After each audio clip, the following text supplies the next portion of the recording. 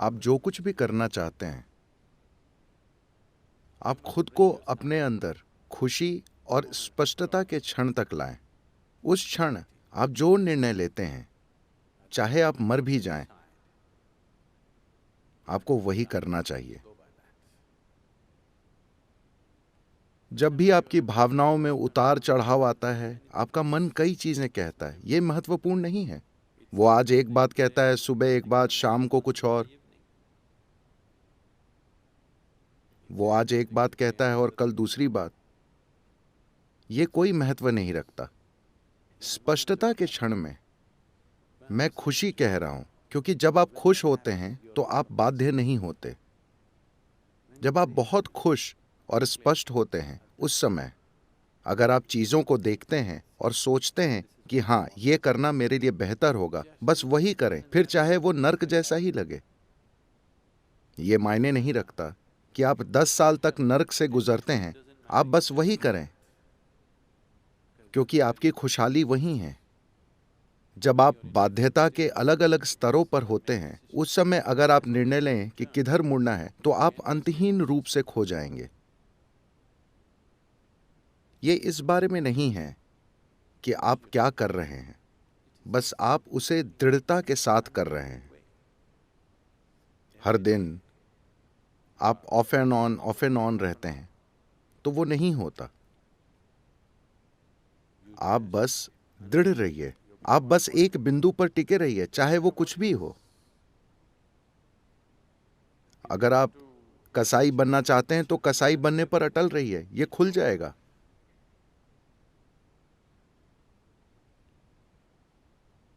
एक क्षण के लिए भी ढुलमुल मत बनिए।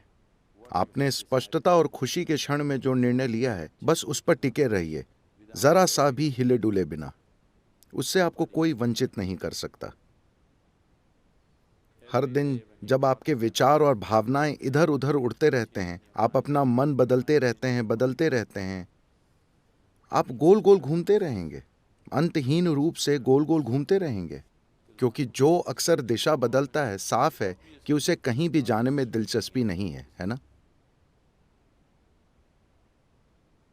आप जानते हैं कि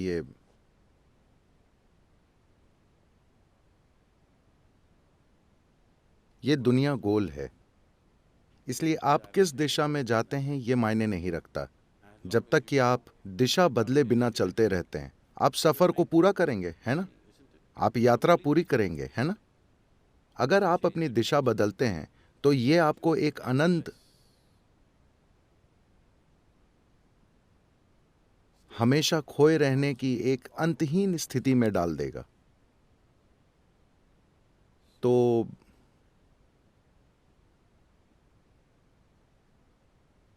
अगर आप वहां होना चाहते हैं, वहां रहिए, कोई समस्या नहीं है। आप यहां होना चाहते हैं, यहां रहिए।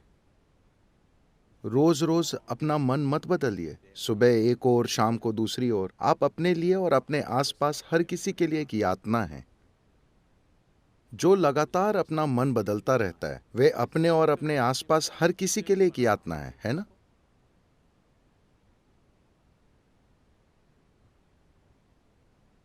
अभी आप सोच रहे हैं कि कल मैं अपना योग करूंगा। कल सुबह Dong at 5 o'clock in the morning. सुबह 5 बजे सुनते हैं। मैं रोज उसे सुनता हूं। मुझे नहीं पता कि आप में से कितने लोग उसे सुनते हैं। जैसे ही वो डोंग होता है, शायद हमें ड्रम बजाना चाहिए। फिर आपका शरीर कहता है, भाड़ में जाए ये योग, मैं बस ये चाहता हूं। वो बदलता रहता है। प्राथमिकताएं बदलती बदलती बदलती रहती हैं। जीने का एक और तरीका है,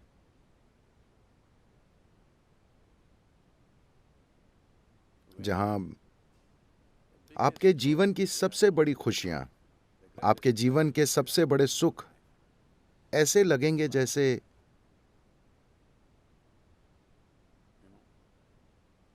एक चींटी के सुख की तरह लगेंगे। ये जीव इसमें सक्षम है।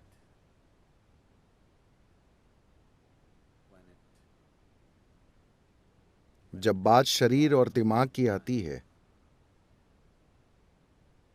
तो हम सभी अलग रूप में सक्षम हैं। दो शरीर बराबर सक्षम नहीं होते, न ही दो दिमाग बराबर सक्षम होते हैं। लेकिन जब इस जीव की बात आती है तो हर जीव बराबर सक्षम है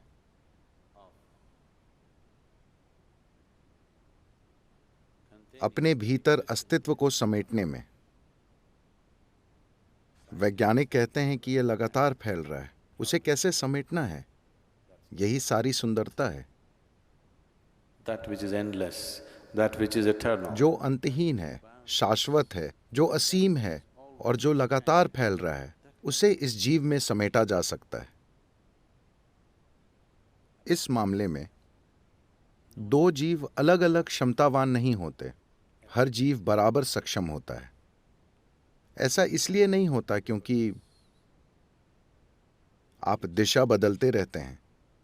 जब भी आपको एक छोटा सा कोना मिलता है जो आरामदेह है, आप वहीं रहने की कोशिश करते हैं। This so-called getting civilized has become a इस सभ्य होने की कोशिश ने आध्यात्मिक प्रक्रिया को बहुत बड़ा नुकसान पहुंचाया है।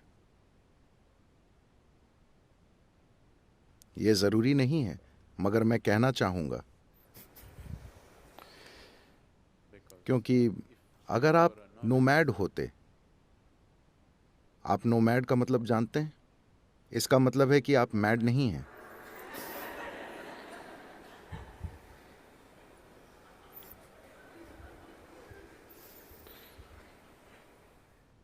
तो कौन नोमैड नहीं है? जो मैड है। जो मैड यानी पागल है वो टिक जाता है। जो मैड नहीं है वो चलता रहता है, कहीं भी ठहरता नहीं है। जैसे ही हम नोमैड होना बंद हुए तो हम सुरक्षा और कुशलता के एक पागलपन में पड़ गए। चाहे वो शारीरिक हो, मनोवैज्ञानिक हो या भावनात्मक, हम हमेशा उस कोने की तलाश में रहते हैं जहां हम आराम से सो सकें। और एक बार आपको वो कोना मिल जाता है और वो बहुत बढ़िया और आरामदेह हो जाता है, तो आपके अंदर बाहर निकलने और फिर से यात्रा करने की हिम्मत नहीं होती।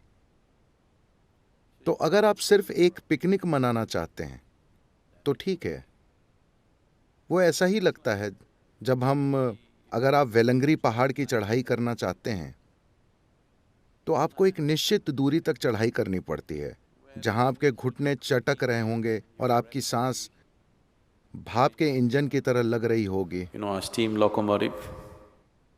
फश फुश चल रही होगी। फिर आप चारों ओर देखते हैं और बांस, खूबसूरत चट्टानें, आपके आसपास के बांस और सब कुछ बहुत शानदार लगता है। घाटी इतनी सुंदर है। What is the purpose? एक और कदम उठाने का मकसद क्या है? ये शानदार है, बस।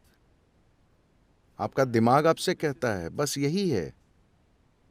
मैं जगह की सुंदरता पर सवाल नहीं उठा रहा हूं, मैं वहां मौजूद होने के सुख पर सवाल नहीं उठा रहा हूं। मगर अभी ये तर्क आया है, ये नया तर्क आपके अंदर आया है, सिर्फ इसलिए क्योंकि आपके फेफड़े एक स्टीम इंजन की तरह काम कर रहे हैं और आपके पैर एक जंग लगी बैलगाड़ी की तरह आवाज कर रहे हैं। तो नया तर्क आएगा। क्या आप देखते हैं कि हर बार आप जिन अलग अलग स्थितियों में पड़ते हैं, सुविधा या असुविधा की अलग अलग अवस्थाओं में पड़ते हैं, तो आप एक नया तर्क गढ़ लेते हैं? क्या आपने इस पर ध्यान दिया है? जैसा कि कहा जाता है, जब आप छात्र होते हैं तो हर कोई कम्युनिस्ट होता है। जैसे ही आपकी शिक्षा पूरी होती है और आपको नौकरी मिलती है, आप समाजवादी बन जाते हैं। और शादी होते ही आप पूंजीवादी हो जाते हैं। आपकी नई स्थितियों, सुविधा या असुविधा के अलग अलग स्तरों के अनुसार तर्क के नए स्तर आएंगे। तो ऐसा होता रहता है। इसलिए स्पष्टता और खुशी के एक क्षण में जब आप वहां मौजूद होते हैं, आप किसी चीज को देखते हैं जिसमें आपको अपना कल्याण दिखता है, आप उस पर डटे रहिए। कल आपको वो भयानक लगे, कोई फर्क नहीं पड़ता, आप उस पर डटे रहिए। वो नर्क जैसा महसूस हो, आप उस पर डटे रहिए। यही खुशहाली है। अगर आप दिशा बदलते रहेंगे तो कहीं नहीं पहुंचेंगे।